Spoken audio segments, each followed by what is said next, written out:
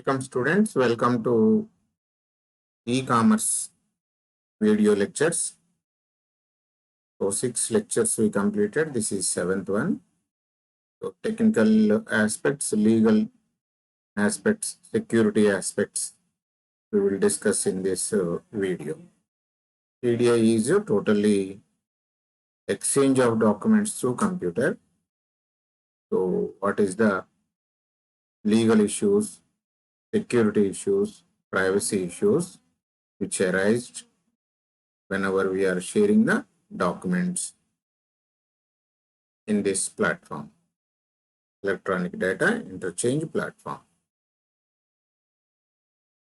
So already first video we understood about definition, history, documents and users. Second video, EDI process, thoroughly explained, and components of EDI software and everything. And third video, features, benefits, disadvantages, limitations of EDI explained. And fourth video, types of EDI, electronic data interchange. Fifth one, stages of software implementation. Sixth one, EDI applications, what may be useful. And the seventh one, legal and security, privacy issues of EDI. First, we will discuss about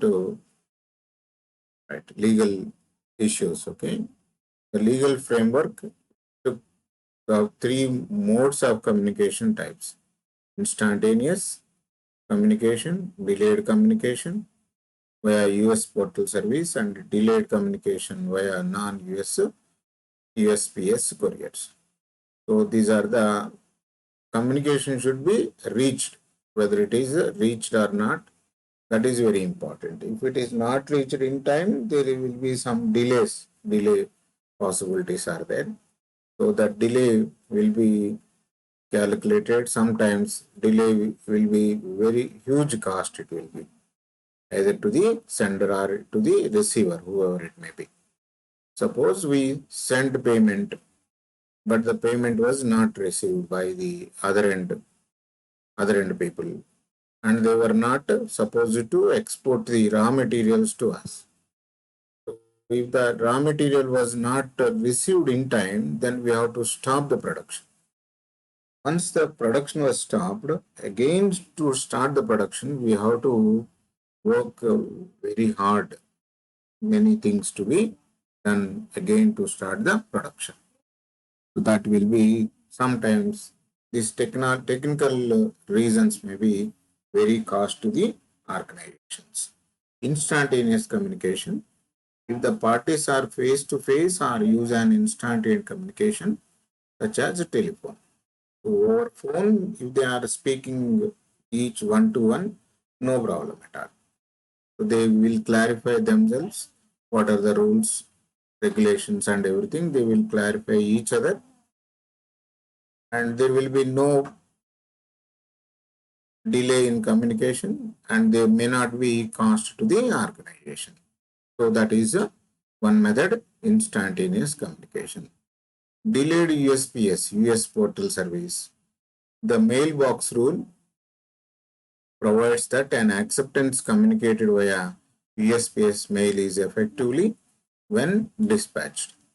So when we are sending the document and we have to send a mail link or mail message, email message, as well EDI message will go to EDI mailbox.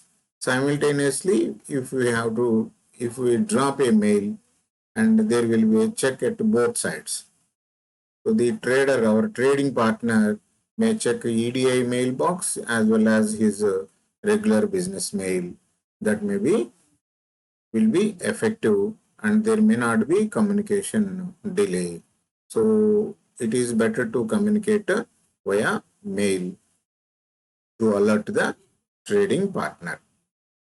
And delayed, that is non-USPS, acceptance transmitted via telegram, mailgram, electronic message are communicated operable upon receipt.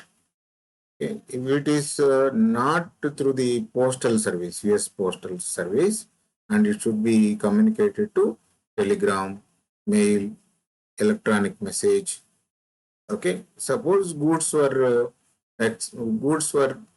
loaded into a particular ship or whatever it may be, and we have to inform them through particular message. Goods were just we shipped and that may be reached to you at particular so many days. Please receive the goods and acknowledge like that. So sometimes delayed means to avoid this delayed communication. These are the methods. One is instantaneous USPS, another one is non-USPS methods. Okay. If those were not followed, then automatically it is a problem to the organization. And there are many companies, whether you believe or not. A ship in Bay, which is Suez Canal, I think, okay, na? Which was struck in that Suez Canal. There is a trade of 60,000 crores. Trade was not happened because of ship was struck more than a week. So both sides, all the ships which are transmitted 200 kilometers or some 60 kilometers, and that is connecting the countries. So the trading was stopped because of the damage to the trade is 60,000 crores. So the Suez Canal controlling authority issued a notice to the ship owners, and you have to pay the penalty or damage like that.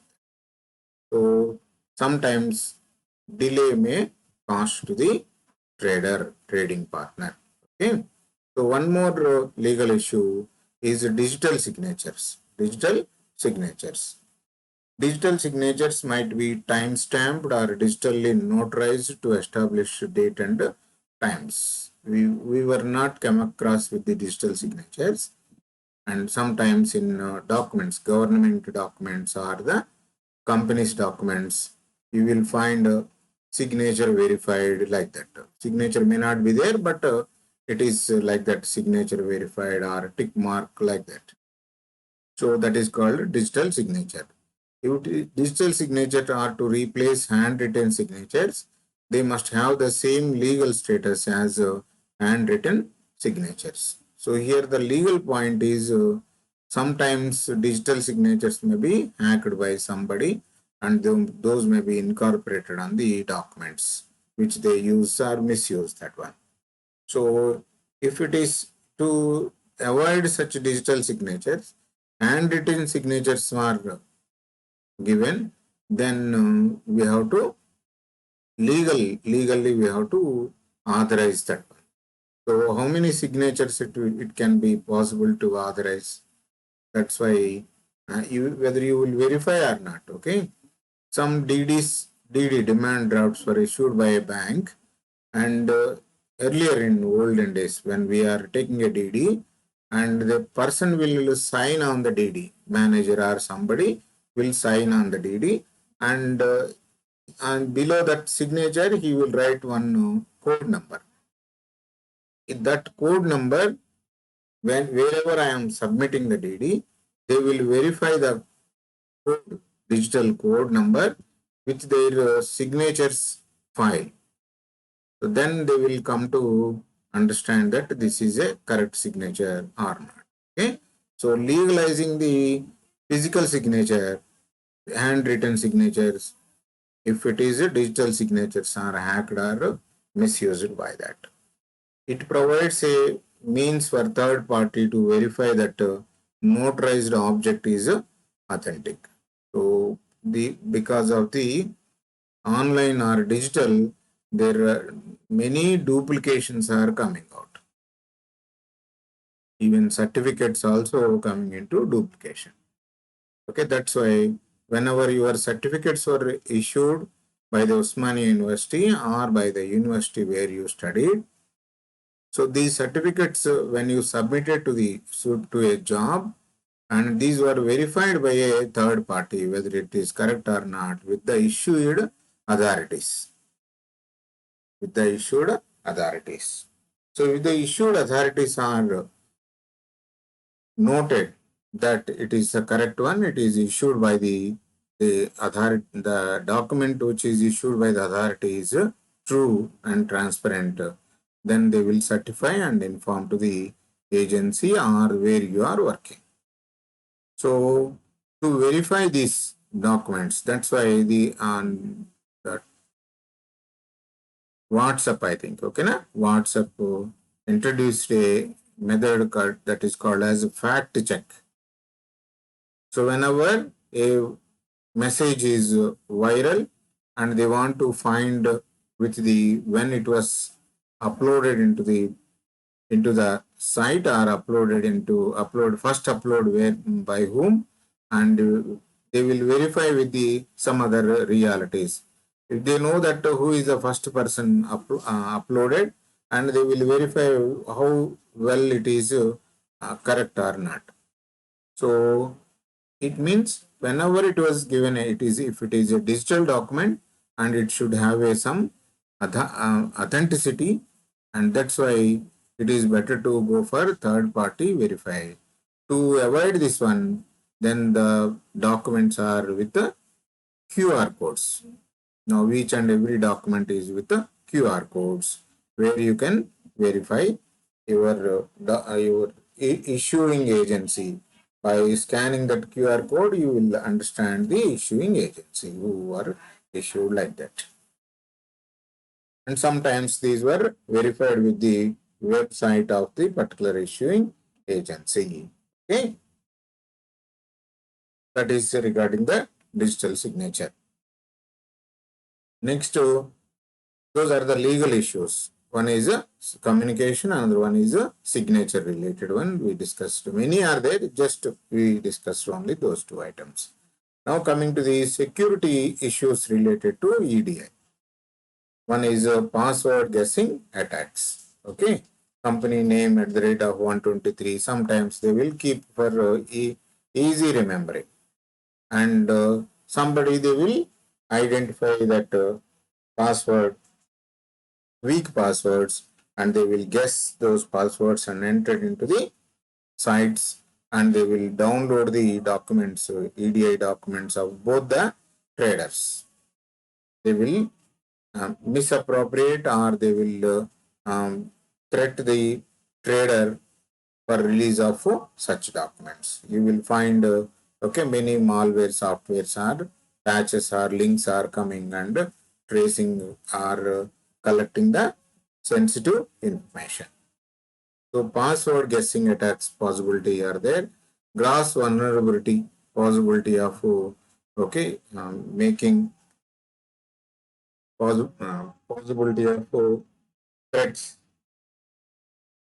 among the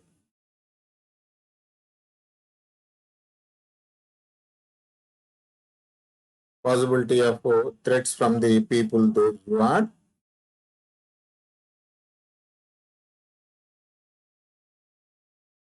who are hacking us.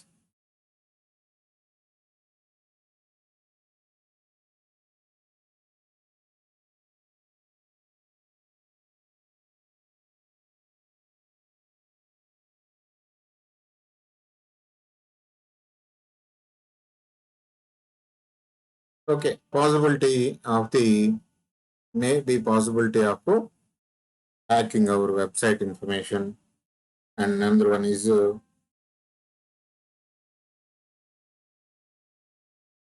threatening us, asking us to pay ransom amounts, multiple amounts, and presently most of the people are doing the same things.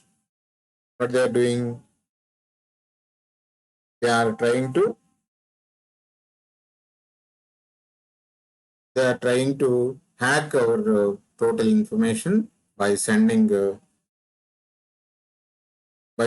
some malware, and they are getting control of our data and everything.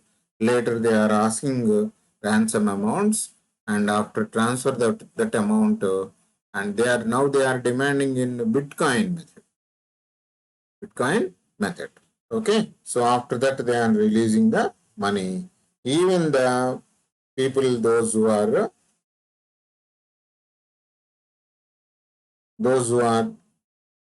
in the clutches of online loans, online app loans. Okay, na? Their mobile phone is controlled under the loan issue users. So we have to get surprised that they are able to trace our contacts. How they are doing, leave it about that one. That is vulnerability. Okay, next one is multiple standards. EDA is having multiple standards, and we have to understand the multiple standards, and we have to have protocol. We have to follow the protocol of the all the standards if we are having multiple partners. Multiple partners. Then another one is authentication. So all are the documents. Documents were first entered and communicated, converted into EDA and communicated through EDA software and received and later again converted to the normal document. Normal document. In this process, there is a who will authorize this document is exactly issued by, uploaded by, like that. So only we have trust on that communication software. That's all. Okay. So authentication is one of the issue related to security. Another one is non-repudiation.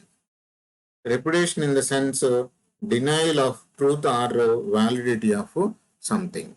So softwares are changing day by day. Standards are changing day by day. So then the either hardware changes or software changes have to be take place after the upgradation whenever we want to upgrade that. Okay, that is also one of the important disclosure of information. We can't disclose everything openly. If we disclose it openly, then that is also a problem to us. Okay, and lack of hard copy. That is one of the issue. Earlier, each copy which we received from the trader, which we sent to the trader, we are making the true copies, 2 copies or 3 copies, and we are filing it. And later, next time any reference is required, we are doing that one. In same manner, EDI will store in the cloud storage, even though but hard copies are not possible. Okay, so these are the security issues. And legal issues for the promotion of development of EDI, it is necessary to have an institutional arrangement for recognition of electronically transacted documents. So that's why Indian government recently issued notices to all social media platforms. You have to abide the local rules and regulations. So whenever the documents were transmitted one country to the other country, one nation to the other nation, and authentication, who will give the authentication? So that is one of the issue. Okay. So whenever electronic documents are electronically transacted, then there should be a legal arrangements necessary to institutional legal arrangements. In order to handle these issues, inter-ministerial committee under the Department of Commerce has to gone into the details on the legal issues which need to be addressed for electronic commerce and the amendments required in various Indian acts. Yes, 2013 or onwards or 2019 onwards, there is a all the e-commerce come under the purview of Indian law. So whatever the activities which were governed under the e-commerce IT Act of Indian IT Act.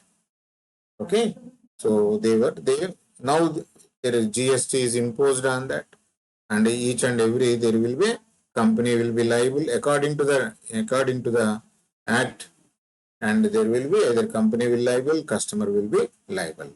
So Information Act 2000 was passed in May 2000. It has become applicable from 17th October 2000. So that is here very important one. So from that act, many companies are, so it covers 2000 act covers digital signatures, e-governance, attribution, acknowledgement, dispatch of electronic records, secure electronic records and secure digital signatures. So this comes under IT Act 2000. Regulation of certifying authorities. So digital signature to be issued by issued. Who will issue? Somebody will issue. We are having PAN cards are issued by some party, that is DHCL or some other third party company is issuing that one. In that company is also issuing digital signatures to the companies, and the duties of subscribers, penalties, adjudication, the cyber regulations, appellate tribunal, offences, etc. all were clearly explained in IT Act 2000, and now the prosecution is going on. Okay, if anything is happened against this law, prosecution will be initiated by the companies or individuals, whoever it may be. Okay, students, these are the legal issues. Okay, so what we learned till now, just you go through the slides. These are the legal issues. Legal issues two we were discussed. One is messaging, another one is digital signature. Then security issues, password, vulnerability, standards, authentication, repudiation, disclosure of information. Okay, another one is having the hard copy. Usually EDI is electronic documents only. We won't maintain any hard copies, but hard copies are the evidences for future reference. Soft copies also evidences of future reference, but there is a possibility of changing the soft copy later. Once the copy is changed and nobody will identify that is a changed document. But it is not possible in hard copies. Okay, because its true copies are available with the other trader. Okay, and another one is legal issues. So IT Act 2000 is there. In that IT Act 2000, all the issues related to digital signatures, e-governance, attribution, acknowledgement, and dispatch of electronic records, secure electronic records and secure digital signatures, regulation of certifying authorities, digital signature certificates, and duties of subscribers, penalties, and adjudication, the cyber regulations, appellate tribunal, and offences. All these were covered under this IT Act 2000. Okay, students, and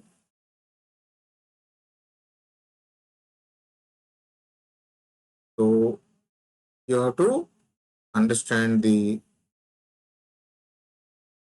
what are the items we learned in EDI applications. I think in last video we understood about EDI applications, cross-border, international and cross-border trade. Okay, EFT, electronic fund transfer, healthcare EDI is presently in boom because all the hospitals are full, all the insurance companies are busy, all the banks are busy for issuing the loans for COVID, and all the hospitals are busy with treating COVID patients, and all the insurance companies are busy claiming the COVID patients' claims. So, if it is manual, just imagine how much time it will take. This is uh, electronic processing, they initiated electronic processing. That's why it is the documentation processing is very fast, very fast. So EDI was introduced in claim processing, manufacturing and retail procurement. Okay, international trade or cross-border trade. So there are EDI has always been very closely linked with the international trade. So earlier documents traditional EDI is sending the documents from one place to the other place. Now it is replaced with the sending the documents one place to the other place in electronic mode very fast, very fast. Cross-border trade is possible because of EDI only. Trade efficiency, which allows faster, simpler, broader, and less costly transactions. 100% this is. Trade efficiency has been increased. Volume is very highly increased. Trade volume is highly increased. You just imagine a person's, an individual whose assets in India are 6 lakhs crores. His personal assets are 6 lakhs crores. Imagine his net worth of business. So such businesses in India, how many are there? How they are managing that a big businesses because of electronic mode of sharing the documents, which are faster, simpler, broader, as well as very less, which are very less costly. Another one is so international trade, what they are going to, and this is important one. That's why I'm again explaining. Interbank or electronic fund transfer, healthcare EDI, which I already explained. Then another one is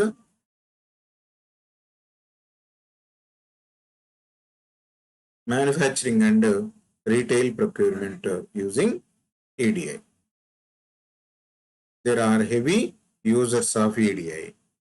So they are heavy users of EDI. So in manufacturing, EDI is used to support just in time. Just in time. Okay.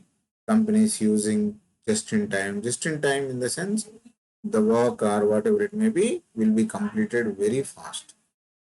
EDI calculates how many parts are needed each day based on the production schedule and electronically transmit orders. You look at how the Amazon is maintaining its storage source, and the dashboard is dynamically updated. And goods are going out, goods are coming, LIFO, FIFO, whatever it may be methods. It is dynamically, globally, locally updated minute by minutes. That's why they use it to process the orders very fast, and their aim is to the time between the processing, the time between the between order initiation and delivery of the product will be less. That's why Amazon is having local godowns also. They are having the local storage facilities, and they are hiring the local people to supply the goods. And in this earlier in Mumbai, Amazon or these people used the services of Dabbawala. Means they know each and every corner of Mumbai, and they very quickly they will deliver the goods. And now they had the franchise in logistics. Okay, delivery has to be responsive, and it will cost too much in money and time. Should be responsive. The item is not delivered in time, and there will be penalty will be imposed, initiated by the customer or the company. Getting the data to suppliers quickly, and a major benefit of just in time and EDA is streamlined cash flow.